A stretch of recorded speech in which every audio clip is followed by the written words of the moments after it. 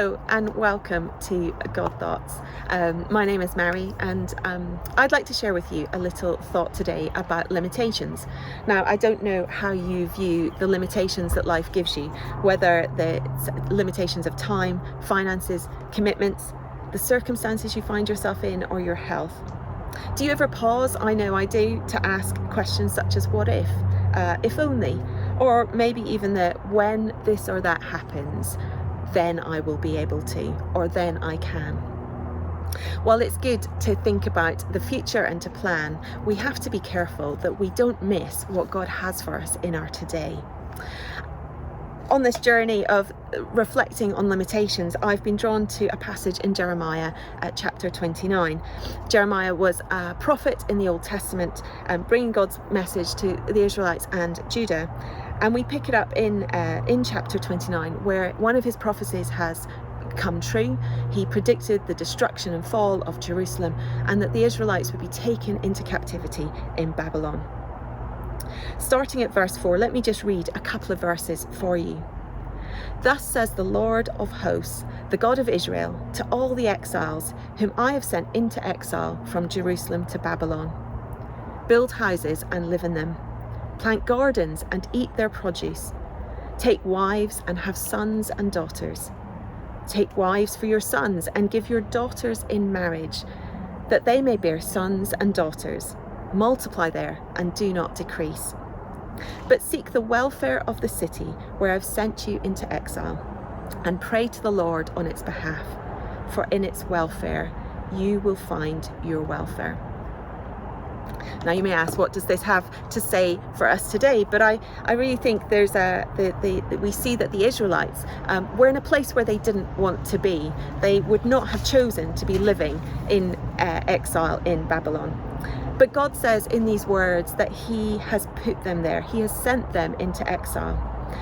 And I think there's a reminder for us that even in difficult circumstances, God is still Lord over all of them, and that we are not forgotten nor unseen. God has a plan and a purpose for us, even in those situations where we don't really want to be.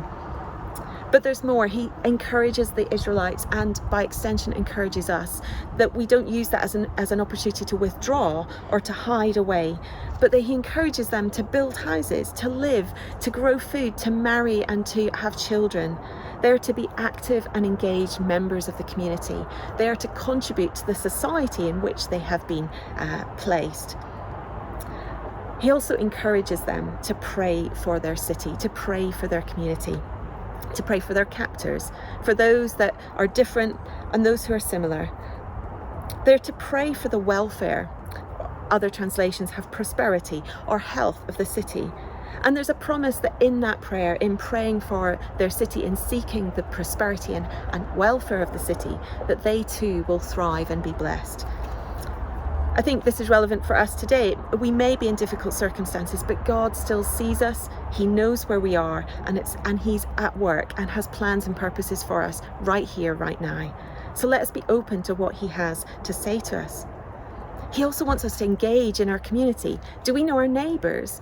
Do we know the other parents at the school gate? What about our work colleagues? Do we see these places, our places of work, of community, as a mission field, as an opportunity to be at salt and light, to bring something of God's hope and to come alongside one another and others to in that way?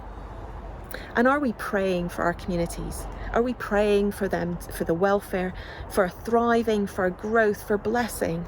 Because in those prayers, we too will be encouraged and will see God move. In the following verses, we see the promise that God will come back and restore the Israelites. He has plans for hope and a future for them. And there's a promise too that God has plans and hope and a future for each of us too, no matter what the circumstances or season is that we're in at the moment. So take hope. Take hope. This is a season. It will pass. But let us not treat it as a waiting room, always looking to the next step. But let us press into God to see what his plans and purposes are and how we can be a part of them right here, right now. He may really surprise you as you do that. Thank you.